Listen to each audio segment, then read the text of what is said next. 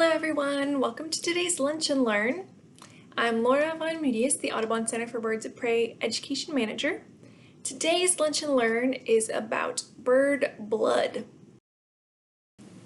So bird blood is different from human blood because of the red blood cells. Now their red blood cells are nucleated. Human blood cells are innucleated.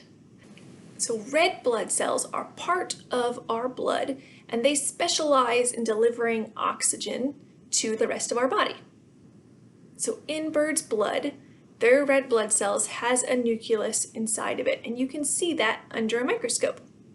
For human red blood cells, ours grow in our bone marrow and then exit the bone marrow to become part of our blood, and in that they no longer have a nucleus. So they start with one, but then they don't finish with one.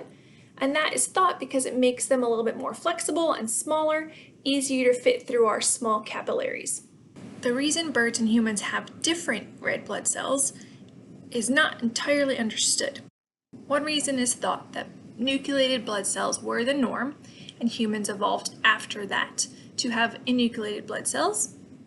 The other reason is because birds have a really efficient respiratory system that allows them to transport oxygen a lot more efficient without needing the enucleated blood cells like humans have. So looking at a bird's blood under the microscope helps us be able to diagnose the patient. Birds are amazing at hiding their illnesses since they don't want to be prey in the wild. So sometimes to be able to properly diagnose them, we have to be looking internally.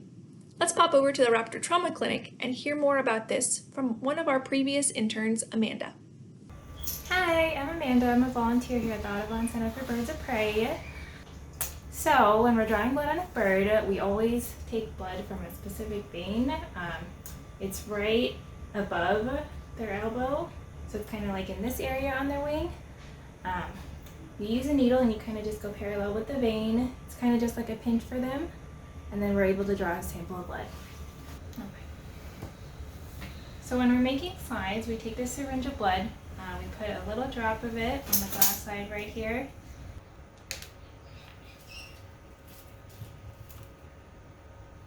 And then we actually use another slide and use the end of it, and we kind of drag the blood across the glass so that you'll be able to see it under the microscope. When we look at slides, we're kind of looking for a couple different things. So one of the things we do first is count how many white blood cells we can see. This will kind of give you an indication if there's an infection, if the bird's a little bit stressed. Another thing besides the white blood cell count that we look for is blood parasites. These are kind of common in birds of prey, and it's something we can treat here at the center so we can send the birds back into the wild. So hemoproteus is one of the main kinds of blood parasites we see in birds of prey. We treat that with a series of medicines that are also used as anti-malaria medications. So it kind of works the same way on birds and kind of gets rid of those blood parasites. Another thing that we do with the blood samples is run PCV and TP tests, so that's packed cell volume and total protein. So PCV indicates the percentage of red blood cells to the amount of fluid that's in the blood. So this can indicate if a bird's anemic, if they're dehydrated. We kind of look at these to give us clues to what's going on with the bird. One of the other cool things we can do involving blood with our birds is transfusions, just like humans. Sometimes if the patients come in critically ill, they need extra blood. And we can use one of our current residents to be a blood donor and be able to give that patient the blood that it needs through a blood transfusion. Let's check out this video. The first step of the transfusion is to weigh the resident, since the amount of blood we can draw from them is based on their weight. Then we carefully place them on the examining table and get them ready to draw blood.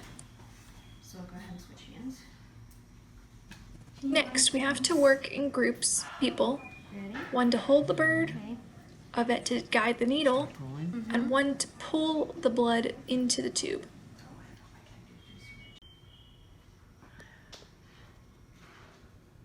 Oh, gotcha. And the great thing is with the hood on, the birds are calm enough to allow us to pull the blood without sedating them. And then the resident goes back to their enclosure. Lastly, the sick patient gets the blood that we took from the previous bird.